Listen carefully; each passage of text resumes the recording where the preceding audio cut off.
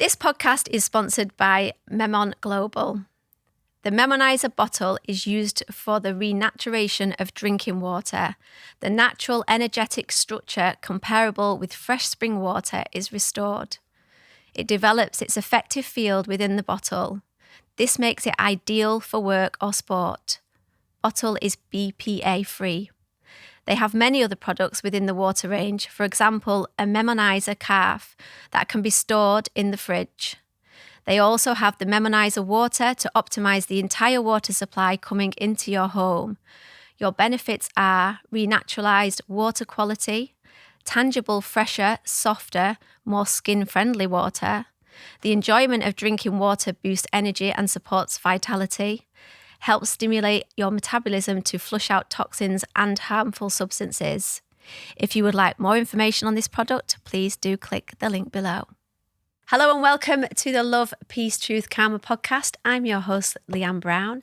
Today, my guest has got both beauty and brains. She's an ex-journalist, ex-reality TV writer, entrepreneur, and she is the founder of her new venture, ELLESERA, which is designed especially for women. She is the ultimate business boss babe. Please, this is ELLESERA. Check it out. This is Elissa. Please welcome and enjoy the show. If you're in China, you just know it's corrupt. They want it to be like that here. People are pretending to be 12-year-old kids, mate, and they're not. Yeah. They're 40-year-old men. Now we're getting bombarded with all these death numbers, but there's no context there. He'd got one child pregnant, he'd raped many others, and we had evidence to prove that. Do you think evil still exists today as it did back then? And the answer should very simply be yes. Elissa, welcome. Thanks for having me, Leanne. Yeah, thank you for coming on. So we are first met by you approaching me to ask me to come to one of your amazing retreats.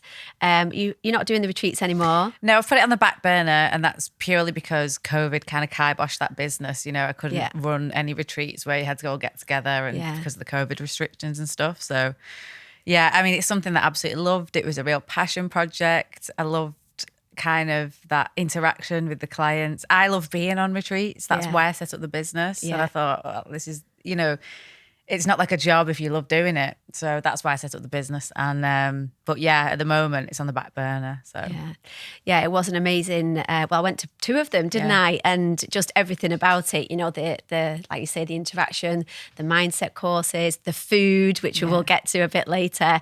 It was just really, really good. But then we went on to do the journal, Grace, Gratitude, Grit, which was great. I really enjoyed doing that with you. Yeah. And one thing about you, you're so really inspirational. Like, you really inspired me, but you're real, like I said, I was in the intro, kick-ass, business, boss babe, but you're really good at, you know, making other people see their qualities as well. And you give me that boost and that confidence to go on and do the journal and other things as well. So thank you for that. Oh, thank you very much. Yeah. No, I honestly see one of the biggest things I see in women in general is they haven't got like supportive people around them a lot of times. They'll have like a partner who's like, well, why would you want to do that? It's going to fail. It's that. And I'm like, tune them out and tune me in. Yeah. And I will be a big cheerleader. Not only that, I don't come from a place of, well, I've not been there and done it before. I was in the publishing, like writing books, and I knew a lot of publishers and I knew kind of how the process worked. And I can come at it from a practical point of view. This is how you're going to do it. This is what needs to be done at this time frame. These are the contacts, you know. And I think there's lots of people who can tell you, well, this is how I think a business should be run, but have they actually done it? Have they walked the walk? Have they done it? Yeah. And if they haven't, I would not even be buying their advice, but really tune into someone who's been through it before. Yeah, and you have got a lot of knowledge. And let's just go back to that, you know, your education. And did you always, because you did the journalism as well. Yeah. Did you go to uni you got a degree, didn't you? Yeah. So I went to university and got a English and literature and history degree. Yeah. And I thought, what am I going to do now? I didn't want to, you know, I was thinking I can't join the real world. What am I going to do? So then I went on to do another degree in journalism. Right. Straight after that. And then I went straight into writing for national newspapers then, a lot of my peer group went straight into local news, and I was like, I'm not doing that. I am not writing about bin fires and cats going missing and things like that. I knew you wanted something a bit more meaty. I wanted meaty. Yeah. I wanted front of the book stories, you know. And I was young, I was keen, I was eager, and a little bit ruthless at times, but I had to be. It was I look back now, especially the way everything's moved, especially with females in the last 10 years. But the behaviour I put up with back then, it was like the Wild West, you know what I mean? It was like, you know, there's none of this Me Too going back then, you know what I mean? Yeah, I was going to say, what was the environment like being in the media industry? Yeah, it was tough, you know. It's you know, old journalistic men who just, you know, egotistical. Really egotistical. There's, you know, really sexist, really misogynistic, and you kind of just have to go along with it. You need to make a name for yourself, and also you can do the job like the boys can. Yeah. You know, I used to have to do door. Even better, I would have thought, like, because of the way you look, and, you know, you can use that to your advantage as well, especially when you're having to get a story. And, you know, like... Well, there was a reason they'd send me to a footballer's Christmas party and not... You know, an overweight, like, one of the young lads. Do you know what I mean? And I knew that, and so you had to play to your strengths, But it's you can't do that for long, you know. And I was in my 20s. I was young. I was, you know, carefree girl, but it didn't make me feel good. And by about 25, 26, I thought, this is not for me anymore. I'd done it. I thought, it's such a grubby industry, and I looked at some of the older female journalists. I thought, that's not going to be me. They were alcoholics. They'd all married other journalists. They were stressed. They were all having affairs with each other. And the other thing, they were so hypocritical, and they would write about people cheating on their wives or taking drugs. And I thought, you all do this yourselves. And it was kind of the double standard. And I just thought, they're not nice people at the end of the day. There's some really great journalists and really great journalism out there. But the kind of tabloids that I was knocking around with was not what I wanted to do. And I am a bit of a moralist at heart. Do you know what I mean? I'm a woman of the world, and I know what goes on. But truly, I am a bit of a moralist at heart. And I didn't mind doing the stories where I would highlight bad behaviour. You know, if I could see somebody, you know, who'd made a fantastic career out of being a family man and then was also knocking off loads of birds behind it, then absolutely, you needed to. Then fair enough. You're fair game in my eyes. Yeah. And don't shoot the messenger. I'm not forcing him to do it. I'm just telling you he's done it. But was it really competitive? You know, like between each of you, who's got the story, and was it dog eat dog? Like, have you seen the series Succession? That's no, I haven't. But I everyone haven't tells seen me. it either. But everyone's beat out to, because that's all about it's industry, complete dog eat dog, dog eat dog. And can you tell us any stories of anything? Well, all your mates, who, you know, all your contemporaries, don't be under any illusion that they would screw you right over for the same stuff. So you're going for the same jobs sometimes, and then see whether makes the... And then a lot of your mates would have worked on other newspapers and the same stories, and it would be, you'd go on a door knock. I remember doing this once, going on a door knock, and I can't remember what it was about, but it was a big story, and it was for one of the big Sunday newspapers, and someone had just been there before me, and I knew the journalist. And then I've knocked on the door, and I walked my way in and got my wheedled in, and she was like, well, such a body's just offered me this, and showed me this letter from another newspaper, big offer, big figure. I went, listen, you'll never get that money out of him. Never. They never pay that. And just completely discredited him. And I was like, listen, you come with me now, and this is what's going to happen. And anything available to, of course, and he would have done the same to me. Yeah. So do you know what I mean? Yeah. You all knew what it was about. Yeah. You know what I mean? Because the stories used to get paid so much for stories, I believe. Like probably how many years ago were you in that industry? Probably I was like 21 to about 26. I probably did all the tabloids really. Yeah. And some of the offers, I mean, I never got paid that. It was I remember my first job, I was on £10,000 a year. Wow. And the hours I worked, there was no like, you know, 9 to 5. None of that. No, it was like, you need to fly to Ireland for the weekend and go and stake out this pop star, please. And I'd be like, what did you have to do? Like literally like follow them around or find out where they went? No, and then they'd say, right, he's in this hotel, he's checked in. So I was like, right, okay. So I'd sit there, and they'd always send like a pap who didn't look anything like me. And I was like, the guy, And I'd ring the news desk and be like, this guy is 65, bald, really fat and scruffy. There's no way that he would be checking into this 5-star hotel with a woman like me. And if I was like, so this is a bit on top, isn't it? And it was like, I'm doomed to fail here straight away. But no, maybe I can tell you, that was Ronan Keating. He just cheated on his wife, and they were like, right, you need to go and see what he's doing in this hotel. So I'm sat there in this hotel. He's obviously not done anything. As soon as we've checked in, he's checked out. So I was like, oh, God. And they were like, don't come back until you've got something. So I was like, well, he's moved back into his family home. What am I supposed to do? So I'm literally sat around this lovely part of Dublin, like lovely, like suburban area in this car, like 9-10 hours a day. And all that would happen was his wife would come out. She'd have a hair and makeup artist turn up on the morning because she was playing the game as well. You know, she didn't want to, and she would come out and check the post. Oh, really? Just so she could put paps with her full hair and makeup done. And I'd say, oh, Mrs. Keating, is there any comments today? And she'd go, no, like that. And then walk back in. And I was like, right, okay. And I'd be there for like 9 hours a day outside, you know, just thinking, I need the loo. I want to go home. I want a brew. Do you know what I mean? It was like, don't come back unless you've got something. Yeah, pressure. Is there any stories that you can say, like, the way your moral compass kicked in and you was like, I can't do this, like that you just refused to go that extra mile to dig somebody out? There was loads of them, absolutely loads of them. And then I would kind of like not even tell my boss really. So what I would do is there was a woman, I can't remember, it was somewhere in Manchester. There was a woman who'd hired a hitman to kill her husband.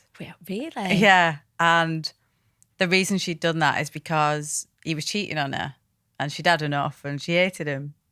And I'd just been cheated on at the time, my boyfriend at the time, my first love. I mean, I look back now and he wasn't, but he cheated on me like literally 2 days before. So my boss says, right, Elissa, go. I said, no, I'm not going because I fully agree with what she's done. And he was like, well, that, you know what I mean? He was going mad at me. You need to go down there. You need to go and speak to her. We need this story done, blah, blah, blah. And I was like, well, whatever. Told him I'd gone. Just literally took the afternoon off. I was like, yeah, she's not answering the door. Sorry. Do you know what I mean? Yeah, yeah. And then eventually sent somebody else because he knew I wasn't doing it. But, I mean, yeah, you shouldn't be hiring a hitman. Yeah. But at the time, I was so mentally distraught. I was like, I can completely see where she's coming from. Yeah, definitely. So, yeah, there were times like that. And then also there'd be times where I had lots of mates who were also in like the celebrities and the indie industry and things like that, who were really good friends of mine, some of my best friends. And I'd hear stuff about them and I'd be like, no, like, so it worked the other way. So then if I ever got a tip, I would ring them and say, this is what's going around the newsroom. So you might need to like sort this out. You speak to your press office, speak to whoever. I used to do that quite a lot as well. And then they never forgot that. Yeah. So then if I ever needed anything, they'd help me out a bit later on. But that happened a lot of times. Absolutely. Yeah. And so you could do that. But believe it or not, most tips would come from the celebrities themselves. They'd ring you direct and say, can you put this in? Well, can it's you a do whole that? thing about we both know about just setting up pictures. Perhaps would ring you up and say like where you're going to be, or that's a big part. That was a big part of my job. And it's self-promotion at the end of the day. They always, absolutely. I think the Beckhams always got like hammered for that, didn't they? Because the people were saying that they would set up things, but I suppose it's difficult when you're so heavily in the public eye, like the Beckhams. That I suppose there's an element of control that they want to have over what's being pictured, and if they're sort of doing that to. Yeah, well, you've got they make a lot of money out of it. All the Kardashians are famous for doing it really, really well.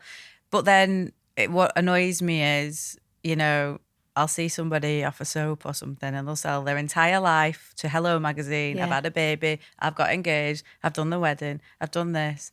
And then there might be a day where they're looking a bit rough coming out of the gym and a paps them and you think, well, I'm going to make, you've sold your entire life. And they'll be kicking and off, and then, that paps, you know, shouldn't be following me. Yeah. Well, don't invite them in one hand. This is it, Don't then take no money because there's really mega celebrities who can do that really well. Look at Daniel Day-Lewis, mega actor, one of the best actors in the world, best movies he's ever done.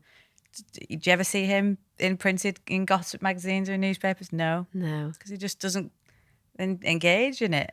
Yeah, that's so true. You know what I mean? Because so, if you switch it on, so then it's difficult. Of course, if you're making a lot of money out of the press, don't be turning around and saying when you don't like it. So then moving on to reality TV, something we've both got in common. And I've actually been doing a bit back on it because of the fight, which has been all right, actually. Yeah. You know, it's nice because I've gone back on as a guest and not like having all the...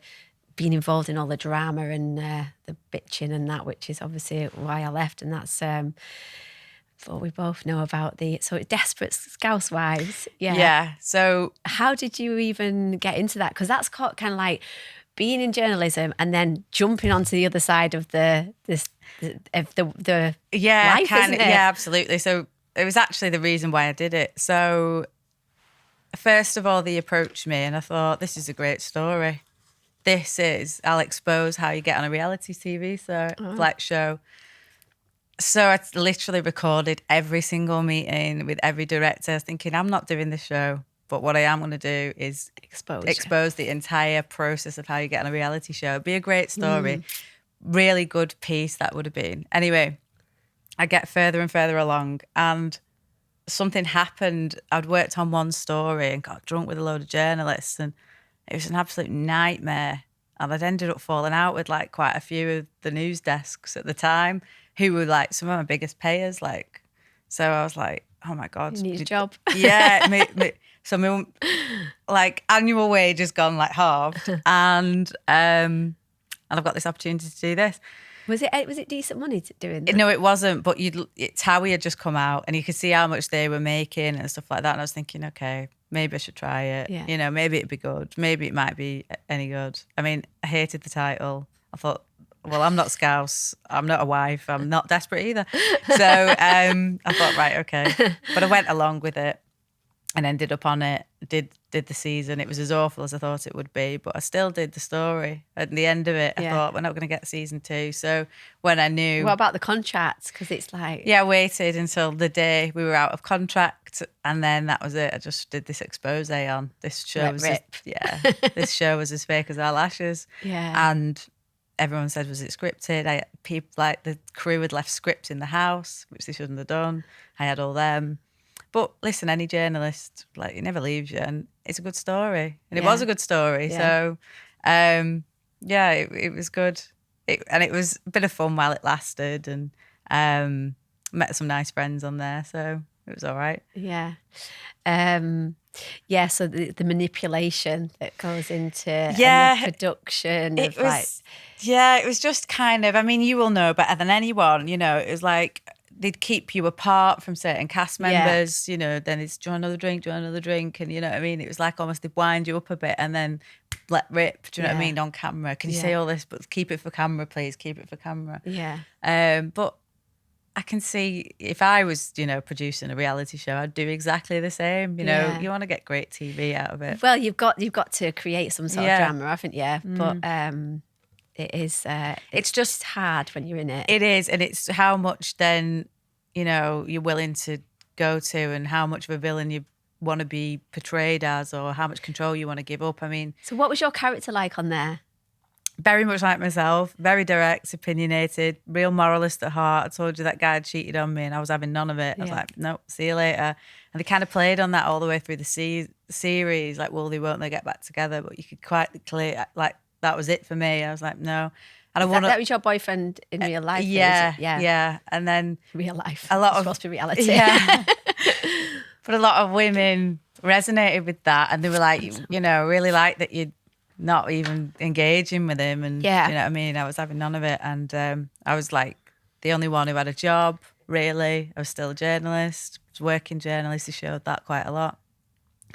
Can't be anyone I'm not, really. I'm really honest. You know exactly what I'm thinking. It's written all over my face. So, I think I was portrayed nicely. And I really stood up for myself in the fact that the girls at the beginning of the, like, titles were all, like, they're in sequins with, like, an iron and a kettle and, like, a feather duster. I'll have to watch it again. And I was like, what? And I was like, you want me to do that? I said, what? I said, I don't aspire to cook and clean for some fella. No. And I'm not doing it. Yeah. So I don't appear in the titles, and that's why. Oh, really? Yeah.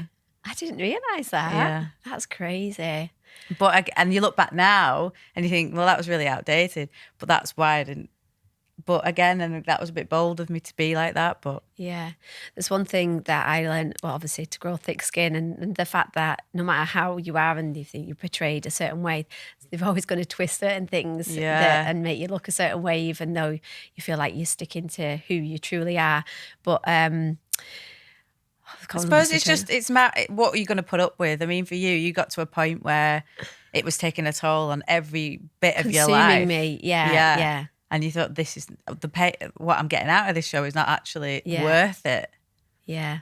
It's the social media that was tough, because Really got some hate. Really, because there's always there's groups of fan bases, aren't there, for each one of the cast members. So no matter how you think you're coming across, and you're always going to get hate from the people that are preferring that other cast member. You could read 100 messages that were positive about you, and you'd get one that was nasty, and you're going to remember the one that's nasty as well. This is true. And and that can have an effect, especially if it's about your appearance. Yeah. And then you start thinking, well, maybe I need to do this, maybe I need to do that, maybe, do you know what I mean? Yeah. Somebody said to me, you can tell she's lost a lot of weight, it's all off her boobs. And then I wanted a boob job. Do you know what I mean? And I was like, you can see how, and I was quite a strong kind of like, level-headed young woman. Yeah. But that got in my head. And I think if you're not as level-headed and kind of sensible and like, you can see how it would really affect you. And then I see it with a lot of the other girls in reality TV. Look at how they start and then look at where they end up, and they've completely changed themselves. Yeah. Maybe not for the better. Yeah. So let's touch on that, your views on plastic surgery. I know you've had a lot of problems with your boobs, didn't you? Yeah. Like, how many operations did you have to have? Oh, God, I don't know. I had about 4 in the end. Because, but I had one when I had a reduction when I was younger because I had massive boobs. And then, I wanted like a boob job. So, because then I'd lost a lot of weight. So then I had that. And then, I got an infection, and then I was like, oh my God. Then I had to have them taken out for a year and then put them back in. It was just a saga. Yeah. And I think, God, I wish I'd never started this, because now you have to go through with it and fix it. But so my views on plastic surgery, I'm a bit like the French in terms of do it, make it look natural, don't talk about it. You know what I mean? Yeah. So, I don't like obvious work. So I have a little bit of Botox now and again. And I've had my eyebrows tattooed, and they're fabulous. Love them. But I think as and when you need it, fair enough, do a few natural enhancements. But I don't think there's a lot of girls now who are getting far too much done. Everyone just looks the same, They look the same. Just the huge, just the cheeks, everything, do you know what I mean? Yeah. Even the jawline, sometimes it's almost like alien, like huge cheeks, and then the jaw, and it's just quite bizarre. It is, and when you do that too young, I've done loads of lives with estheticians and things like that, and I did one with this fox eye thread. Oh, I've seen that one. Yeah, this is what's really interesting. Right? Yeah. You always do deep research and then find out what's good, what's not, your opinion on it, and then put it out there. And what going to the creams that you've just been talking about recently as well. Because as women, we just buy into so much shit, don't we? And I am the biggest culprit for just believing everything and just oh, that looks good. It's I'll just buy good that. marketing. Yeah. But this fox eye thread trend, I think is absolutely ridiculous. It's insane. Scares me a little bit. Yeah, and I just think, so what you're essentially doing is putting a thread in which has got barbs on the end of it. So then that hooks onto your soft tissue, and then they pull it back and tie it off. Now, where is it getting tied to? It's not it's getting secured anywhere. And what will happen is you're creating a lot of scar tissue in that area, especially if you're going to get it done and done and done and done. You're going to get a lot of scar tissue in the area. Because you just have to keep getting it redone, I presume, because it drops after a while, doesn't it? Well, yeah. Also, they say, it's going to last 18 months. It doesn't. It lasts about 2, if that. Did you have it done? I've never had it done. No, but you were just looking at it. I couldn't believe this insanity was going on. And then it's like a concertinaed curtain of skin. And I was like, these girls are so young getting this done. Yeah. So then a top better off surgeon. with the stickers. Yeah, you would be that like drag queens use. You would be. Yeah. Better result. But a top surgeon I spoke to in New York, and he is one of the best. I mean, he's Jesus expensive. You're looking at north of 50 grand to do anything with him. But he was like, let me just talk to you about these fox threads and what's going around. They are insane. And a lot of times in surgery, when he's opening people up, they'll have had them and they've migrated. So they've like fallen back into your face. It'll come up like a big lump in you. Wow. They're absolutely mental. I don't know why anyone would do it. I've got loads of friends who go, oh no, I look great. And I think there is literally no difference. Really? There's no difference. And you've potentially created a lot of scar tissue. Yeah. It's not right. It's really not right. But again, and then if you're adding a lot of filler to your face at a young age, it'll just make your face bigger over time. Yeah. And again, lip filler, too much lip filler at a young age, and I speak about this with the surgeon as well. What happens is your body will then get used to that amount of lip filler because the skin's getting stretched. It makes more skin to keep it there. You know, So like it if you're pregnant, you would stretch, wouldn't you, and get more skin. Well, then you're always going to be adding more filler because if you take it all out, it's going to go baggy. And then you're going to have More baggy wrinkly lips at than what? from When before, the age 20, 25? Yeah. What are you going to do then? So, and then you see these getting lip lifts and this and that. And I just think, if you're going to get something done, be subtle. Don't get it done too young. Be subtle. Yeah.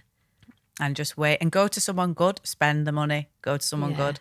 This is, I mean, people are just learning, like anyone can just learn how to just stick a needle in your face, can't they? And it's frightening how trusting people are. I mean, this is your face. And it's just crazy. It is crazy. It's quite sad. But yeah, so and I always think, right, okay, well, there's a girl I know and she's had like a facelift down here. But when I look at like the surgeon in New York, when he goes into like the explanation of what he's done, he's like reattached muscles and everything. So everything is perfectly pulled because if you just get this section done and then that affects this one later on. Yeah. Whereas you walk into him and you'd say, right, I want to look 10 years younger. And he'll say, well, you can't go in and say, well, I want this half of my face done. He will tell you what you need to give you the overall look so that everything works in synergy together. Yeah. And I think that's how it should be. Yeah. If you're going to do that. Do it right. Absolutely. Yeah. Can't just be like nitpicking one area because it's going to throw something off somewhere else. Yeah. So, yeah.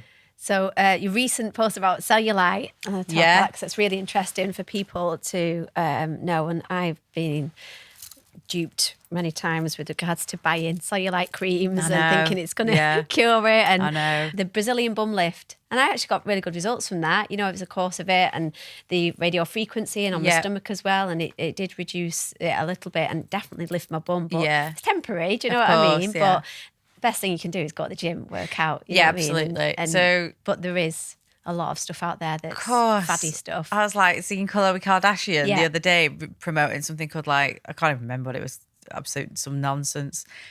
This is going to get rid of your cellulite, this is going to tighten your skin. Okay, well, let's look at how cellulite's caused in the first place. Men don't get it, and the reason men don't get it is because they've got a crisscross connective tissue.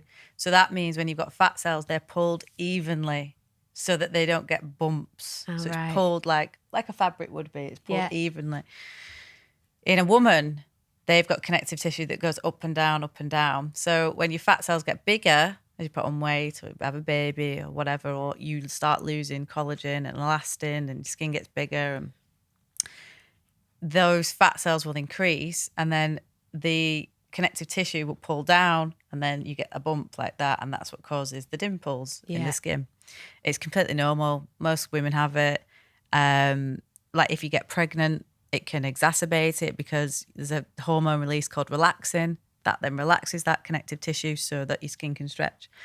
So it's inevitable. It's going to happen. It's just to what, and it's also genetics. Genetics play a big part as well. When you get older, you get to menopausal age. Again, everything will happen.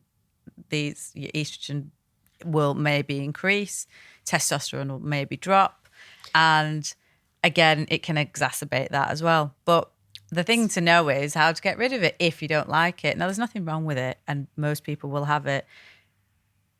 Clean diet so that you're not creating more fat cells to make it even bigger. Yeah. Reduce your inflammation, which is, less coffee, less alcohol, less, toxins on your skin, in your diet, what you're eating. And yeah, the biggest thing you can do is probably control your inflammation, and by controlling that, you're going to help the cause. And then the other thing is, which is cheap, easy, and free to do pretty much, is just dry brushing. What that does is create loads. I've got one of those in my drawer. I keep looking at it thinking I need to use it. Because all those creams do is, all they're doing is you're just massaging your skin. You're massaging a cream into your skin. Yeah. That will then get, circulation going and lymph going to that area. That's it. You don't need a cream to do that. You can do that with a perfectly normal moisturizer, or just do it with a dry brush that really gets the blood to that area and helps it. Yeah. That would be like, what, £1 for a brush and free for the rest of your life. I would definitely recommend that over any other cream that anybody could sell me. Yeah, and the thing is as well, like cellulite, like you say, it's a natural thing, and like, I suppose there is some people that probably don't have it. Women that don't have it potentially. Yeah. But majority of us do. And it was really interesting, like all the old pictures that you posted from, like the... so like Rubens painted a big picture of like females in the 17th century, and they were all quite large. Yeah. They were very curvaceous, very voluptuous, and they all depicted cellulite. Yeah. But there's nothing wrong with that. It was only Vogue. It was a French scientist, I think. I forget his name now. But he labelled it cellulite, and he said it was it was a disease. Really? Yeah. So that was the first time that it was actually labelled cellulite, and it's like, dun, dun, dun, everybody. If you've got cellulite, then cellulite disease. Not perfect. Yeah, woman, absolutely. And then Vogue jumped all over it as this is something that needs to be cured. Wow. And it was kind of seen... Because in the 1900s, especially in France, French women are known for their physiques, their diet. They never put on bloody weight, do they? But don't eat, do they? I know, yeah. Just wine and cigarettes. So it was kind of in the 1900s, and it was seen that all this dieting was coming in, and cellulite was seen as the biggest failure. Of your failed diet. And it was like, if you were a little bit overweight, you'd lost control, you were immoral, you were a complete failure. Wow. And then being thin and skinny was kind of like your mark of success and beauty and everything else. So, so that's when it came in. Yeah. And then Instagram's just made it a million times worse, hasn't it? And obviously the media, magazines and stuff, and the obviously we've exposed all the retouching on all the pictures, because you look at a celebrity in a magazine and you think that's how they look like in real life, and we know that's not the case. And there's a lot of people now exposing that reality V's, Insta reality, and so which is good. So hopefully, like, young people are looking at that, but I don't think there's enough of it because there's too many apps and too many like filters, and these kids are just getting like sucked into it all. I'm so proud of my Hallie. Like, she has sports, she doesn't care. Like, and Lily is the same as well. Like they're not bothered about, she uses a filter every now and again, but she doesn't like change her face on it. And I just feel like I'm proud of the fact that they're able to embrace their own natural beauty, whether they've got a few spots or whatever. Do you know what I mean? And it is frightening for kids, because it's that perception of this is how you have to look like to fit into society, or to be a real woman, to get more likes and whatever. Yes, it really is. And I wish I could say that I was as confident doing that. I'm not. I love a good filter now and again, especially me if the lighting is awful. And I think, it's just bad lighting. Yeah. Just need to take those eye bags off. Yeah, but you wouldn't totally change the shape of your face. People just do not even look anything like themselves. Complete catfishes. No, completely. Yeah. And you know what? If anybody pulls me on it, I go, right, okay, no problem. I share pictures of myself all the time on Bear Grylls where I could not have looked worse, where I had sandfly bites all over my face. I had blood coming out of my teeth. And I was like, if you think you want to see me in real life, which I share all the time, by the way, my rawest, unfiltered version. And in some of my brochures for ELLESERA, I put pictures as well. Like, that is me. That is the actual, I couldn't look worse. I'd not had a wash for 30 odd days. So now let's talk about that though. Yeah, the Bear Grylls, like what an incredible experience. Like, I don't even know how to even comprehend how you got through it, like from start. And you did all of it, didn't you? And like the animals and like how you're having to kill your own food. I mean, anyone that's not seen it, oh my God, to give it a watch, because it is just insane. Like, what did you do to prepare for that? There's not much you can do, to be honest, apart from make yourself a bit uncomfortable. So what I did do was I used to go to the gym all the time, train quite hard. I was trying to put on weight. They told me I needed to put on about a stone before I got there, because they said, you're a bit slim at the moment. You could do with putting on a bit of weight because you're going to lose it very quick. My God, did you? Yeah, so I was like carte blanche then to eat donuts and pizzas and just went to town. I bet it was great though. Yeah. But I also wanted to be uncomfortable, you know. My bedroom is a real sanctuary. I've got this gorgeous bed and, you know, it's just a real comfortable life. It's always warm and just great. Were you sleeping on the floor for a bit? No, so I used to have cold showers, make myself do that. I'd get in the car and it was December at the time when I went in January, so this was December in the run up to it. I'd get in the car, I'd put air conditioning on, I'd put all the windows down, I'd make sure I was as uncomfortable as possible, really. Just thought you need to build that. Like, being uncomfortable really does build a good mindset. Yeah. So, and it was like one of the first days I'd stood on something, don't know, a real sharp piece of rock. And then I'd got like this hole in my foot. And obviously I'm in dirty socks, dirty boots every day. And it just, you only have one set of clothing that you send, and that's it. Yeah. Is there anything else that you can take with you? No, nothing. Just your set of clothes that are on your back? Yeah, that's it. And there's no like cameras just following you around. This is what people might be. I think there's a bit of a misconception that surely there must be like be able to just go, oh, yeah, can I have a Mars bar? Yeah, no way. It was psychologically. Like, I'm a celebrity, like, you know, and there's like a full camera crew. Oh, like, do you know what? When people go, oh, do you think you could do I'm a celeb? I'm like, are you joking? Yeah. They get like vitamins and supplements every single day. Do they? Yeah. They literally have teams of people around them and they get rationed food. We had nothing. No. If we didn't catch anything, we couldn't eat.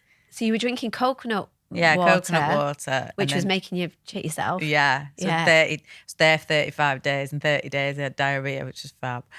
Oh, God. Covered in sandfly bites. Where did you go have a shit? In the sea.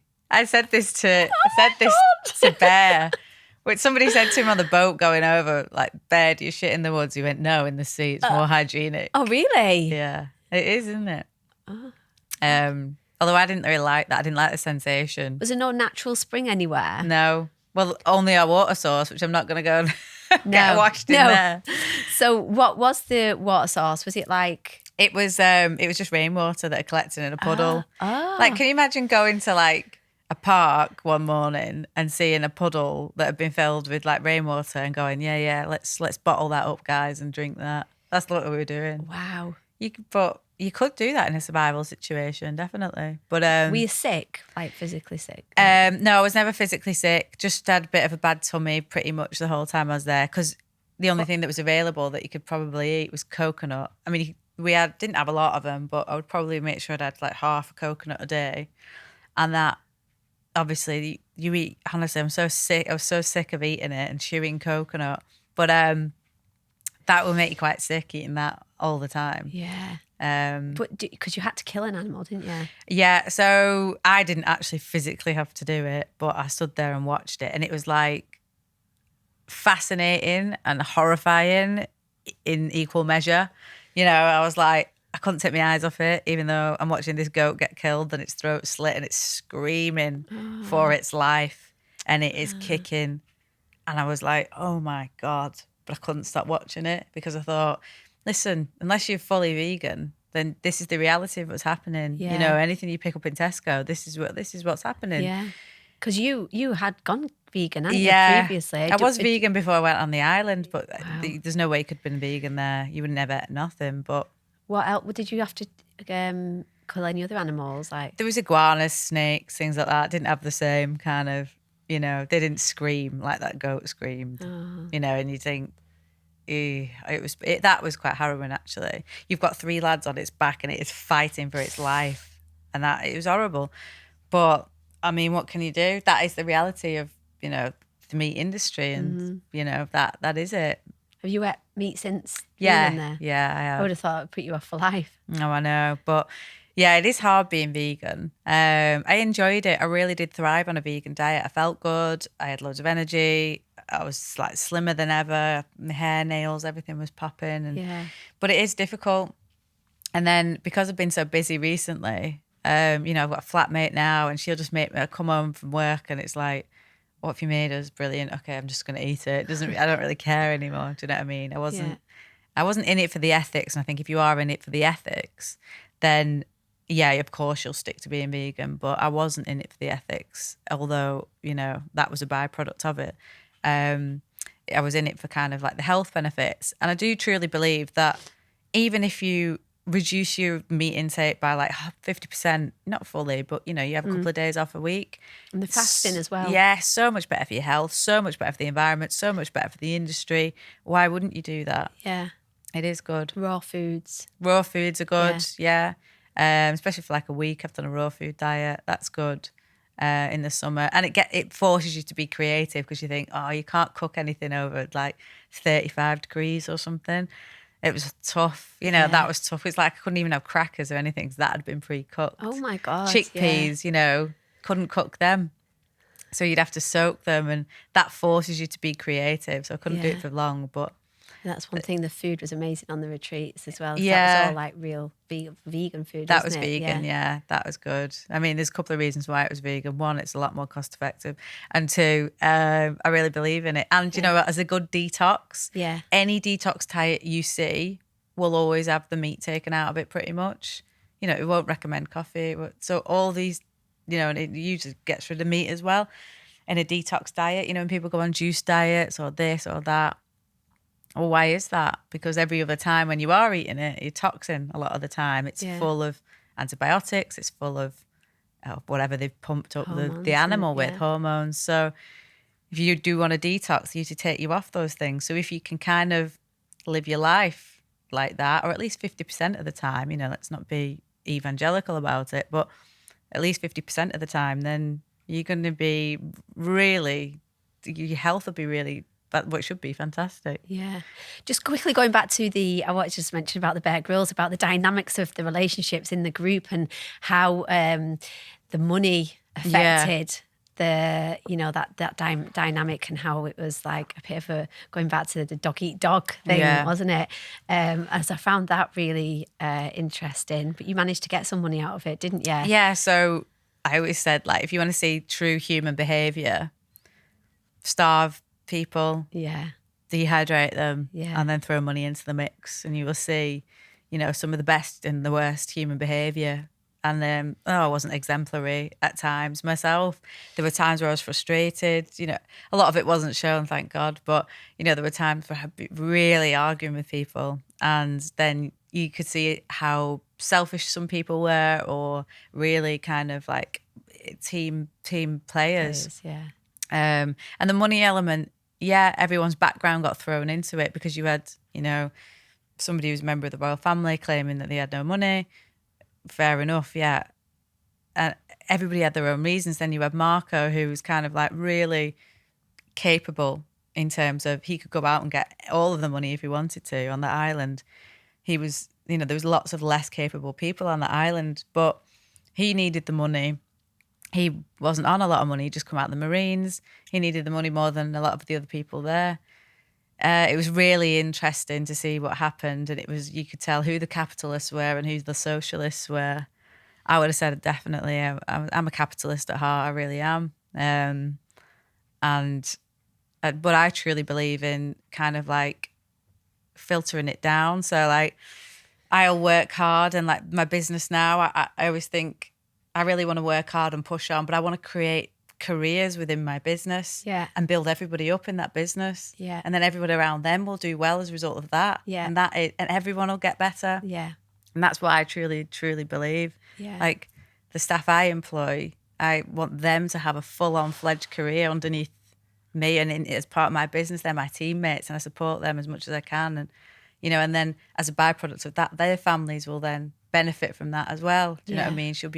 They'll be able to buy houses and have kids and, you know, not have to worry about money, and to know that I've done that and I've had a bit of a helping hand in that makes me feel good. Yeah, of course. You know what I mean? And I think that's what it's all about, isn't it? Yeah. Doing something of service to others for a job and enjoying it that much. It's not a job, is it? When you're going to work and you're enjoying it. Exactly. So actually getting on to your new venture, ELLESERA, I mean, you're so passionate about helping women, like we're saying, about exposing the fad diets and the products and stuff, and you did a lot of research into this product. It is a tablet that you take. So tell us about it. Okay, so I'm in lockdown, and then I couldn't do the retreats anymore, and I just like refunded everybody, and I thought, what am I going to do?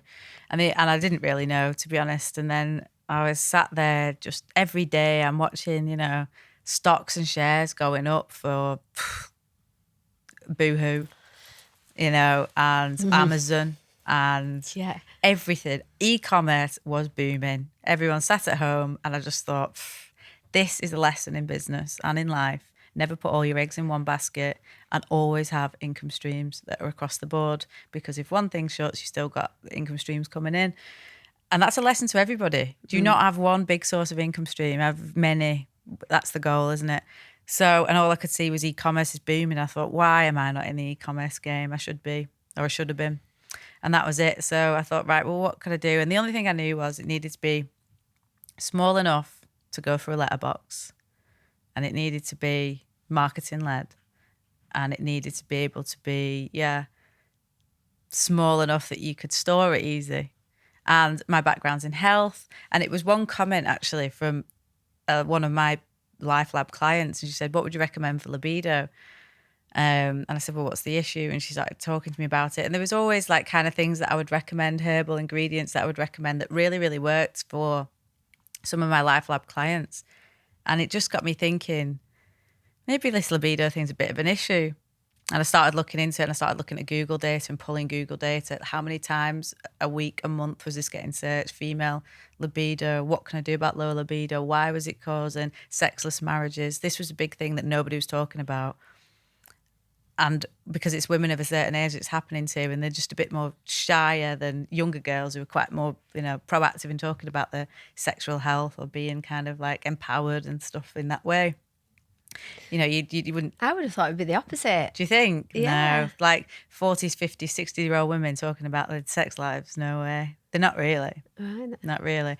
So anyway, that kind of... I thought maybe there's something in this. Because it's non-existent. Yeah, absolutely, yeah. And they think, oh, they can't be arsed anymore. And there's a lot of reasons for that, which we can go into. But I thought, she's thinking it anyway. So there's a bigger issue here. So I was recommending the same ingredients all the time, which was quite costly for my clients because it was 5 different ingredients.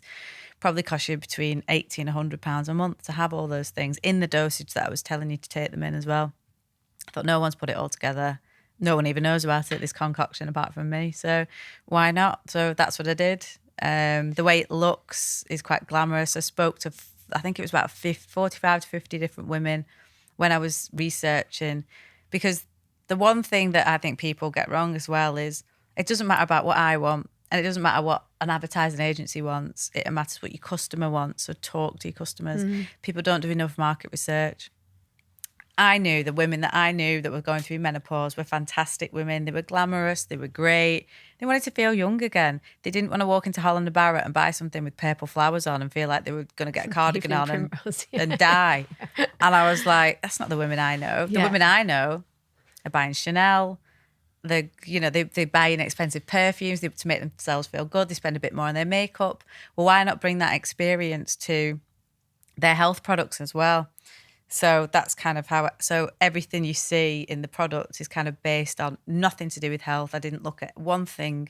I wasn't interested in what Holland & Barrett are doing or HealthSpan were doing or anybody was doing. Lloyd's Pharmacy, not interested. I was interested in what French perfume houses were doing. And I looked at what they did, how they marketed their product to their customers, and that's exactly what I thought. That's what I want. So that's like the name is French. It means she will be in French. I was going to ask about the name. Yeah. Yeah, and that's why it's glamorous. It's gold and it's beautiful, and it comes in like a golden decanter, which is made out of full brass. And the reason it's made out of full brass because when I was researching this at the time, obviously COVID's going on. I'm sat at home. This has all come from my kitchen table at home, and I'm just pinning stuff all around the wall. And I saw something on the BBC News website that said that hospitals were now going to be investing in copper and brass handles and light switches because it's naturally antibacterial and can kill COVID and a lot of other like MRSA on touch. And I thought, wow, didn't know that. And my boyfriend was like, yeah, why do you think like copper pipes, you use copper pipes in your drinking water in the house? I was like, well, didn't even realise that. No. So I thought, right, so I went down that avenue with the brass. I like gold anyway, and it just married up to what I wanted to do because the problem with female health supplements as well is somebody will just shove them in the back of a cupboard, forget to take them, and they go, well, they're not working. Well, how many times are you taking it? 3 times out of the month. Have to be consistent. It has to be that compound effect. So that was another hurdle. I thought, how can I get these women to take it every single day? So it had to be in their eye line. That meant the decanter had to be visible. It had to be beautiful enough to sit next to their fancy perfumes on the dresser. And that's why it looks the way it does. What does it do then, apart from increase your libido? Okay, so... what's the benefits of it? So what I could see happening, and pretty much every woman will tell you they've got the same issue. So weight gain,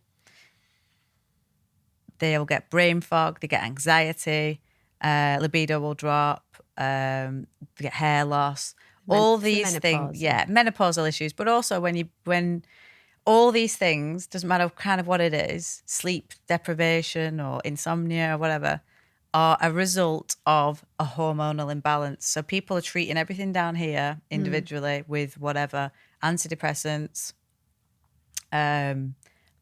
blood thinners, just what I honestly, the amount of women I speak to and the medications they're on, I'm like, what the hell is this? Some stuff I've never even heard of, some stuff I have heard of. They never treat what's the problem. And the problem is your hormonal imbalance causes all these things. Okay, so treat that, everything gets better. So as well as like your food, like you're talking about, obviously with the diet and everything. Absolutely, you've got to bring diet into it. Well, that's your ultimate foundation. Yeah. You've got sleep, diet, exercise, go and get some sunshine. Fundamentals, that is how a human needs to live. Stop sitting down, get outside. Yeah. All those, that should be a given. Yeah. After that, then you need to look at the things that are going wrong. And a lot of the things, well, why am I putting on weight? Why am I losing my hair? Why am I gaining hair? Why is this happening? Why is that?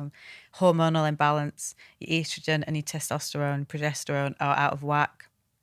So what my product does is balance those hormones again. Mm-hmm. That's why people will say, well, I'm sleeping better, my anxiety's reduced, I've lost weight. I want to have sex. Yeah, and my libido's gone up. Yeah. And it's because it's kind of rebalancing those hormones, really. Yeah, amazing. So that's what it does. And there's nothing like it on the market. There never will be anything like it on the market. Even if somebody wants to completely copy the same product, you're not going to get what I give you, which is, somebody could copy it tomorrow and probably will. But what you get with my company is A1 customer service. You'll never get that anywhere. I can't tell you how many women I sit on the phone to and speak to and get my team members to talk to, and you'll always have a health expert to talk to. Amazing. The service that we provide is exceptional. You're not going to get that anywhere else.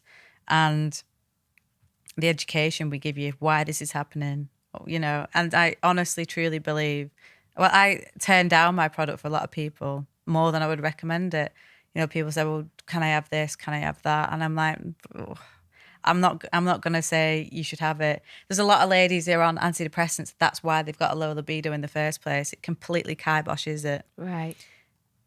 A lot of women go on antidepressants because, and I see it all the time, it's like they go in for anxiety and the doctor will got 5 minutes with them. There you go. There's a prescription for antidepressants. I've talked about this so much on here. Yeah. And while I'm I'm well up for doctors. I'm well up for medication if you need it. And there's so many traumas that you might go through. But there's also like so many more other reasons that you're having depression or anxiety and everything that stem from past, like in your past, you know what I mean? Absolutely. That need dealing with, as opposed to writing a prescription and giving you a tablet. Exactly. So, and a lot of it can be deficiencies as well.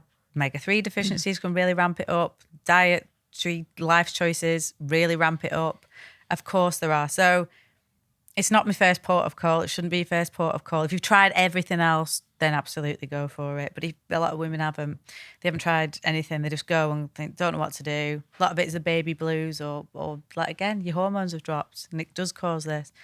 So what's your view on the, what's the tablet that they always prescribe for menopausal? HRT. HRT, yeah. HRT, yeah. So I'm an advocate for it, yeah, because I think it's a quick win though. So a lot of women will say, I need to go on HRT, brilliant. But don't forget synthetic hormones that you're putting into yourself, you know. So over time, that can have a big effect. You are going to feel better quicker. It's a quick win, you know, and it can be so good for some people.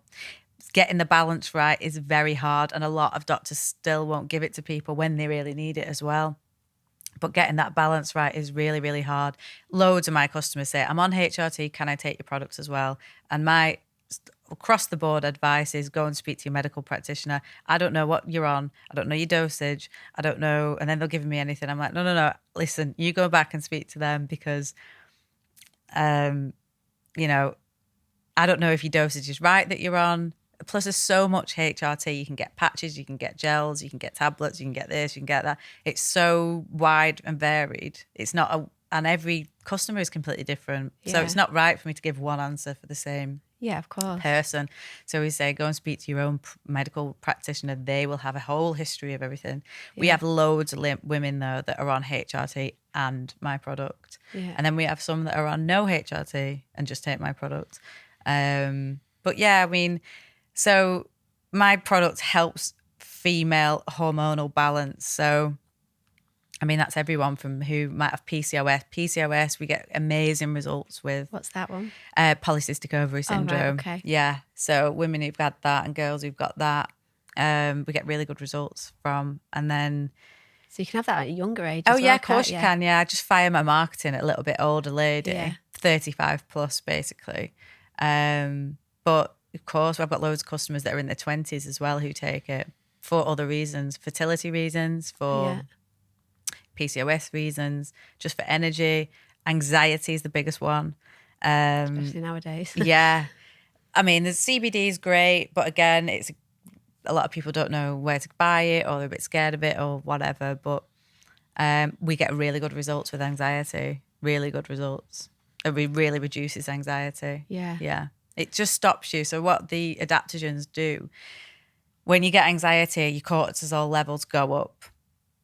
Now, if it goes above a certain thing, you start getting panicky, you start getting that sick feeling in your stomach, that fight or flight mode. What it does is it stops you from entering that kind of, like your cortisol is going too high. Okay. It stops it. That's what it does. So, in a nutshell. Yeah. Just going back to the dieting, because you know, the yo-yo dieting, and you yourself, like, you know, that's why you got into doing the plant-based stuff. What was that pinnacle point for you? Because you tried so many different things, and there's so many. I wanted to just mention about like how many different diets are out there, and how like Lighter Life and things like that, you know, that people get sucked into, and that they start losing their hair, and it's obviously because they're not getting enough nutrients, are they not? And absolutely. The yo-yo dieting and how that works, and how people think, well, they diet and then they lose weight and then they've lost weight on the scale, so they think, oh, I've lost weight, and you think, well, you probably haven't. You haven't lost any fat, which is actually what you wanted to lose in the first place. You've probably lost muscle tissue, you've lost water, you've lost bone density, and a whole, you know. Yeah. And sometimes you might just have food in your digestive tract that you probably lost. Yeah. But you know, a lot of people who are on a nutrient deficient diet, kind of like who go on the shakes and things like that, they're starving themselves from the inside. Yeah. Do you know what I mean? So the body's still starving. Yeah. You know, you're not getting those nutrients. So then kind of your leptin, your ghrelin, your hunger hormones, and your satisfying hormones, they will just be out of whack. You'll never be satisfied. You'll crave, you'll binge, you'll be obsessed with food.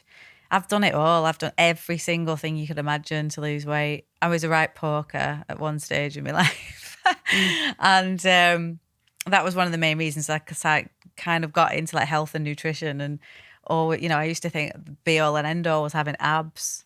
But actually for a female to have abs, she'd be grossly underweight.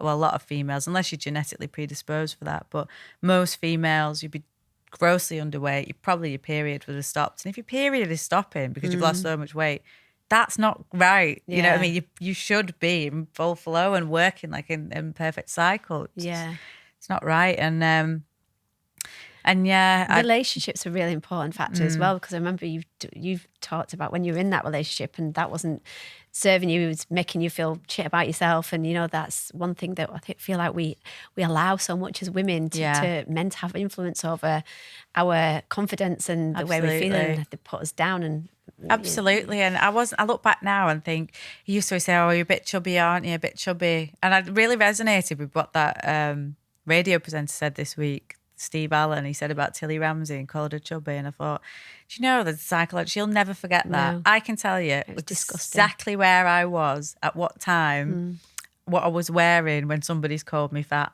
I remember once somebody was like, yeah, well, you could come on holiday with me if you'd lose weight. And I think, cheeky bastard. Yeah. Do you know what I mean? And I remember times, date, location, it really stuck with me. Yeah. All these times. And so I hated hearing that this week. That was terrible. But language is just so powerful though. Yeah, it really is. You allow it. But I look back now and I look back at that fella and think, oh my God, seriously, what was he even worried about with you? Do you know what I mean? I think now I'm in a relationship that's absolutely fantastic. Like, my boyfriend's amazing. He really is, builds me. I would never have got to where I've got to without him. And it's so important to have the right partner. It really is. And I've only just realised this now, like how much I was putting up with, because now I don't have to put up with any of that. In fact, he's my biggest cheerleader. Yeah. Every time my confidence drops, he's right back behind me, pushing me forward. And just, I would never have got to where I've got to without him. And I watched the Jackie Collins documentary the other day, and everyone thinks Jackie Collins, like, wow, what a woman. But she couldn't write her first book. She couldn't finish it. And it was her husband at the time said, this is amazing. You're amazing. Finish it. You're fantastic. You're such a big fan of her. He was the one who made her what she is today. And without her, like him lifting her chin and giving her that confidence, she would never have been this unbelievable, dynamic, ballsy, kick-ass, firebrand of a woman that she was. Yeah. And like feminists hold her up as this amazing woman, including me. But don't forget, it was a man's confidence who got her there. And I always say that, like, that's why I'm not a man hater at all. I've got so many fantastic men around me, my boyfriend being one of them, my dad being the other. Yeah. I would never have got to these stages without these two great guys. Yeah. So while women look at me and go, you're such a strong woman, I'm like, I know, but that's because of it. And forget men, women, this, that, and the other. Are you a great individual? Yes. That's it. Yeah. If you're a great individual, you're a great individual. Yeah. And sometimes there's nothing wrong with being a bit more masculine. Yeah. Being a bit more ballsy. And that's, I look at it, I can make a decision quickly, and sometimes to my detriment, people say, well, you haven't got those soft skills. And I think, well, that's fine because I employ soft skills around me. A lot of my team have those soft skills for me because I feel like ultimately the decision has to lie with me and I have to make it quickly. So a lot of people say I'm a bit of a masculine woman in that way. Yeah, I feel like that as well. Yeah, you're very logical and very like you're straight talking. You're passionate. You go after what you want and you get it. You know what I mean? But yeah, definitely 100%. Yeah. But that is not to your detriment. It's good quality as well. It's something that I probably need to get more of in me, more masculine. Yeah. Definitely. Crap at making decisions. But yeah, no, it's been amazing having you on. Thank you so much. So much knowledge and so much insightful information. And obviously your new venture is absolutely flying, and I'm sure it'll continue to go from strength to strength. Let's because hope, yeah. You are incredible and very inspirational, and I'm proud to call you a friend. Oh, thank you. Yeah. Well, thank you so much for inviting me on. I really enjoyed it. I can't believe that's a full hour. I know, yeah, it's gone quick, hasn't it? Really quick. So yeah, thank you. Thank you very much.